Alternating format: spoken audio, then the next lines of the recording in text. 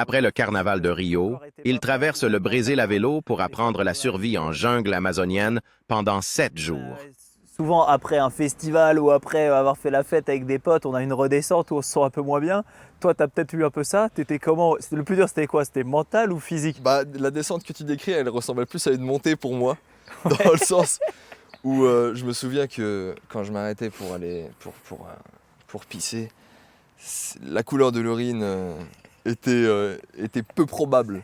La couleur du drapeau du Brésil, quoi. Ouais, voilà, c'est ça. On se rapprochait plus d'un jaune fluo que d'une belle urine transparente. Je sais pas pourquoi on parle là-dessus. Mais ouais, du coup, j'ai pas vécu cette descente.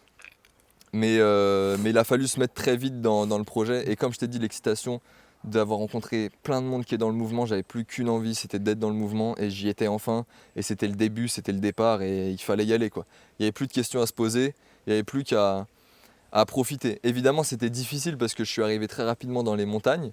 Et donc il a fallu assumer les presque 30-35 kilos que j'avais de matériel avec le vélo à porter sur des pistes. Je me suis très vite retrouvé sur des pistes avec beaucoup de cailloux, c'était de la terre. Et puis du coup c'est un terrain qui n'est pas du tout plat, qui n'est pas du tout lisse, il y a beaucoup d'aspérités.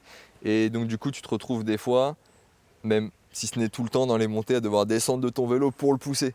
Ouais. Parce que comme t'as pas le cardio à cause des excès de Rio, et bah tu descends. Et puis je me souviens que je me disais, allez, petit à petit, au début j'allais petite vitesse, petit plateau. Je me disais, ok, demain je ferai petit plateau, deuxième vitesse. Et j'essayais d'aller crescendo comme ça dans l'effort parce que je savais que petit à petit était la meilleure solution à l'immensité du projet.